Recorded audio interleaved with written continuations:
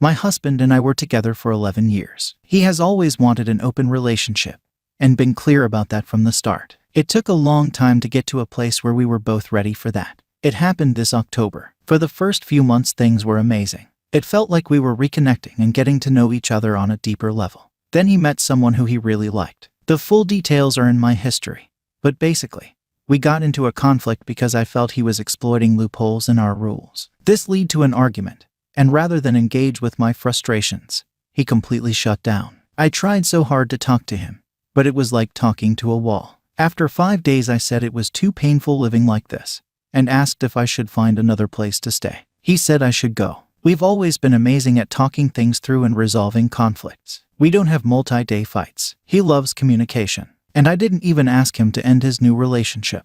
I simply questioned his behavior. That was enough for me to be discarded. I rented an Airbnb for a week, 3 days, and he asked if he could call me. He was nearby, and I told him to come over. I thought he missed me. Instead, he walked in and asked for a divorce. I was beyond shocked. Then he had the audacity to get mad at me for acting heartbroken. He said that if I could admit that I felt the same way, we could have a productive conversation. I said that my reaction was fair. That if someone had told me a week ago that this would be happening, I never would have believed it. He said me too. I said, that's what makes this seem like a rash decision. I asked if we could instead call this a separation. Every book on open relationships says the number one rule is to not make any major life decisions in the first 3 months of a new relationship. Add to that his new business is about to launch, and it's winter in a pandemic. He reluctantly agreed, but since then has twice told me that he doesn't want a separation. He wants a divorce. We used to talk through every conflict for hours, but we haven't really discussed this at all. He says that because I don't want the same thing, a conversation is pointless. He will only talk to me when I also want a divorce,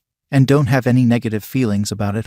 We have texted a bit, but I've put an end to that because it was infuriating. He said that he feels guilt and shame, so I need to admit I agree with him so that he can stop feeling that way. He's also, I think, gaslighting me. He stood me up last week and called it a miscommunication. It wasn't. He just didn't show up. When I wrote that I was sad because I missed him and am having a really hard time with not being able to process this with him, he said that he doesn't believe me. Because how could I possibly be open to the idea of breaking up and also miss him? His arguments make no sense, put words in my mouth, and are often contradictory. This is all extremely out of character, to the point where about 10 mutual friends have now asked if he's having a manic episode. Bipolar runs in my family and I recognize the signs. He is not. Normally 11-year relationships end with more processing. Normally people hug and kiss or even have sex one last time as they figure out what to do. But I've realized that when someone leaves you for someone else, they get those needs met with the new person. It's incredibly difficult to go from seeing someone all the time to being told your marriage is over. No conversation needed. The person I knew has been replaced with a cold robot. He had a panic attack the day after we got into a fight about his new partner. He claims this released repressed emotions and made him realize he hasn't been happy in years. He told me that while he doesn't see himself with this new person forever, she fills needs that I don't. And he has experienced things with her that he needs in a relationship. Some of these points are fair. I'll address them in another post. What isn't fair is just walking away with no conversation, no effort. He wants a conscious uncoupling with no animosity from me. But he also treats me incredibly coldly, and with zero empathy. There is no room here for my feelings. He says that he lost himself in our relationship and needs to be alone to find himself. Except, of course, while still dating this new person. This is the hardest thing I've ever experienced. Thankfully, I found this sub and a few websites. I can now see that he's deep in the affair fog and is acting in a totally cliché way. As such, I've given up hope of having a reasonable conversation with him. It's been 1 month. I've made plans to leave the country for the summer. I'm focusing on myself for the next 6 months and have told him I will not talk to him without a mediator present. The few conversations I've had are so full of projections and blame.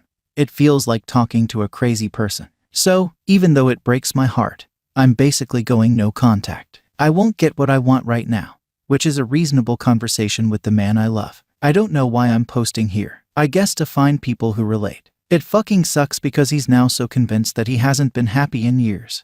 He's rewriting our whole relationship as some sort of nightmare, when it was actually quite good. And his texts to me almost make it sound like I'm abusive. I never even raised my voice in all this. But he told me that he's realized I'm the exact same as his abusive father, who regularly screamed insults at him when he was growing up. Apparently questioning his behavior is the same as that. Okay, Whatever, I can't fight crazy. I've been so diplomatic and kind through all this. I should win an award. Story 2. Wife's affair with cousin's husband. Wife had an affair for 2 years with Bill, her cousin's husband. Cousin and Bill don't have any kids after 15 years of marriage. The affair started when Bill started helping out with my kids 9, 7, and 5 while I was out of town.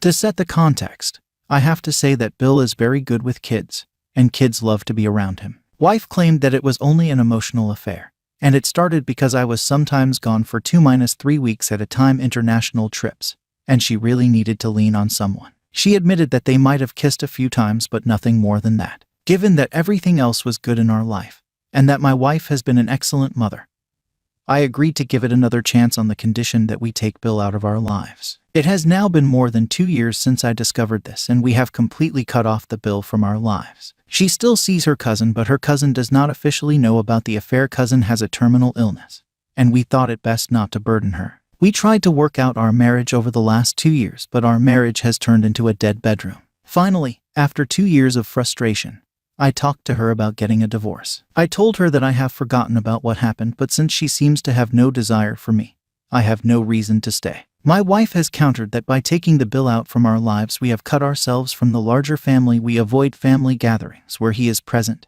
and caused hurt to our kids who had got very attached to Bill. She says that she feels guilty for excluding our kids from the larger family and taking their friend Bill away. Lastly, she claims that since I cannot forgive the Bill, it means that I have not really forgiven her either, and she cannot sleep with me because I have not forgiven her. I told her that I have already come a long way by giving us another chance, but bringing the Bill back in our lives is completely non-negotiable. Seeing his face or hearing his name triggers toxic memory, and I am unable to handle them. Am I wrong here? Should I show even more forgiveness and compassion to allow him again in our lives?